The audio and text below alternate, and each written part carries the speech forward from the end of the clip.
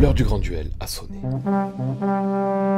Bonjour les amis, aujourd'hui nous allons faire un face-à-face, un combat entre l'art digital de l'ère moderne contre l'art traditionnel sur papier. Nous allons les confronter, les comparer et nous verrons qui en sortira vainqueur.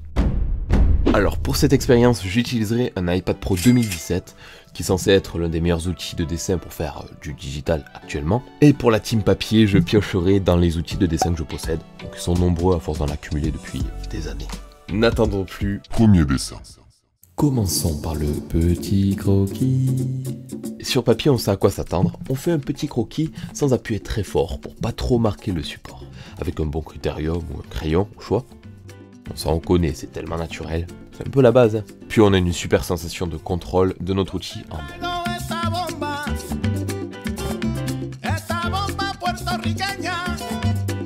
Quant au digital, le croquis reste très fluide. On sent qu'on a droit à l'erreur, et puis là on peut se permettre de faire un croquis foncé, pour la simple et bonne raison qu'il sera manipulable à l'infini. Et puis il y a ça là. En 2 secondes, je peux tout éclaircir et mettre le croquis en arrière-plan en tant que calque. Sur papier, on pourra effacer avec des gommes ordinaires ou de précision. Et sur digital, on pourra aussi effacer évidemment, mais aussi masquer les calques entiers du croquis, ou faire retour. Faire retour, oui. On rêve tous d'un bouton retour dans la vraie vie. Je pense qu'on peut y aller, c'est autour de l'ancrage. Sur papier, ce sera bien plus satisfaisant que l'ancrage en numérique. C'est personnel, mais je pense que vous serez d'accord avec moi. Ouais, toujours pas de bouton pour se corriger, mais on aura une palette incroyable d'outils d'ancrage et des papiers vraiment stylés, comme celui-là qui a un grain magnifique.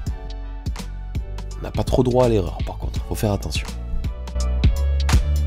Alors sur ma tablette, la précision elle est présente, et les outils multiples qu'on a nous permettront de faire des beaux ancrages, sans avoir peur de se rater du coup.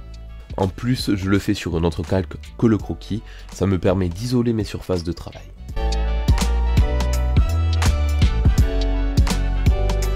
Pour le dessin papier, il existe aussi des tablettes lumineuses, extrait, qui nous permettront de repasser nos croquis pour ancrer. Oh, maintenant c'est autour du coloriage des familles, le remplissage quoi. 3. Remplissage. Évidemment, on est limité un peu aux couleurs et aux outils qu'on possède. Mais le rendu sera à chaque fois authentique et les textures ne pourront pas être plus fidèles que sur papier.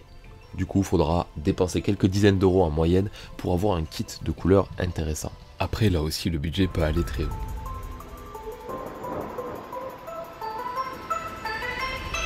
Avec le numérique, on ne gaspille pas de feuilles. Par contre, il faudra débourser un cachet assez important pour se lancer, comparé au dessin traditionnel. C'est cher, d'ailleurs je n'ai plus d'argent. On a des couleurs illimitées, la facilité de remplissage qui est incomparable,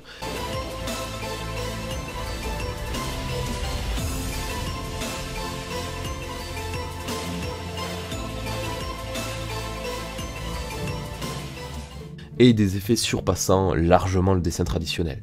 Le papier, décidément, il enchaîne les coups durs.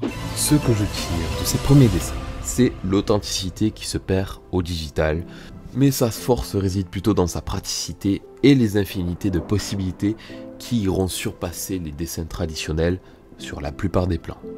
Mais sur papier, la magie est palpable. Au digital, elle n'est que virtuelle. Deuxième dessin. Préparez-vous psychologiquement parce que là, ça va être la pure humiliation. Voici comment faire un mandala sur papier et sans compas. Tu attrapes des objets ronds et tu traces des sphères les unes dans les autres, bien centrées. J'aime bien croiser des lignes au centre. On aurait pu le faire avant, c'est au choix. Comme ça, on pourra diviser de manière symétrique et construire notre mandala sur une bonne base. Le but est de faire des formes à répétition. Des pics, des demi-cercles, des ronds, des ovales, vous aurez compris. Et on peut se permettre de faire des fantaisies. Après, tout est permis. Voilà, ça prend du temps, ça se fait pas en 5 minutes, mais c'est super agréable à faire. En parallèle, je teste sur tablette. Tranquillement, j'attrape mon stylo digital et 3, 2, 1, go! C'est déjà terminé? Il m'a fallu moins d'1 seconde pour faire ça. Waouh, que c'est stylé! Oh là là, on a une base de mandala en faisant un seul mouvement. Un seul tracé peut se décupler en plusieurs facettes sur des logiciels de dessin tels que celui-ci. Et en plus, on va pouvoir varier les styles. Le rendu sera irréprochable parce que les symétries seront du coup mécaniques et parfaites. Alors que sur notre papier, on traîne à faire nos formes qu'on devra répéter une à une. Mais au moins, c'est 100% artisanal. Comme vous avez remarqué, c'est souvent le même argument qui revient. Après, en termes de coloration, j'ai quand même pas mal d'espoir pour le papier. Et au niveau finition, on est quand même très libre. Bon, d'ailleurs, sur papier, je commence à faire des textures en noir pour pimenter le mandala. C'est ce qui est cool avec ce dessin, c'est que plus on l'agrandit, plus il y a de détails et moins on aperçoit les imperfections. Et ça rend du coup le dessin un peu plus monumental, architectural. Et je colorie l'intérieur avec des feutres à alcool. Pendant ce temps, sur tablette, je déporte mon dessin sur Procreate. C'est le logiciel de dessin que j'utilise. Et je vais faire une petite coloration de l'ancrage.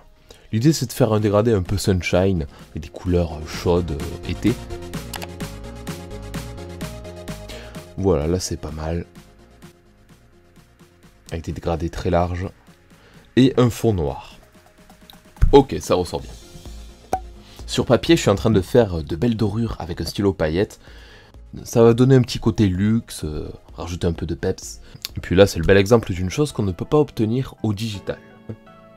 Donc voilà, on peut trouver des produits toujours étonnants dans les magasins de dessin. Et je vous conseille d'y faire un tour d'ailleurs de temps en temps pour flairer les belles choses. Vous pourriez avoir des révélations. Ah bah voilà, un petit mandala bien frais, assez simple sur du papier à neumule. Regardez cet effet d'espace, on va faire des rayons de lumière juste en pointant le stylet, comme ça. Et si je produisais un rendu encore plus galactique, avec des points lumineux, style un peu nébuleuse. Alors on va piquer un peu partout. Voilà, ça va nous faire un beau ciel étoilé. Les résultats du mandala. Bon, on est d'accord, c'est un peu compliqué, c'est très différent. L'un sera un peu spatial, moderne, digital, et l'autre sera un peu plus traditionnel et pointilleux.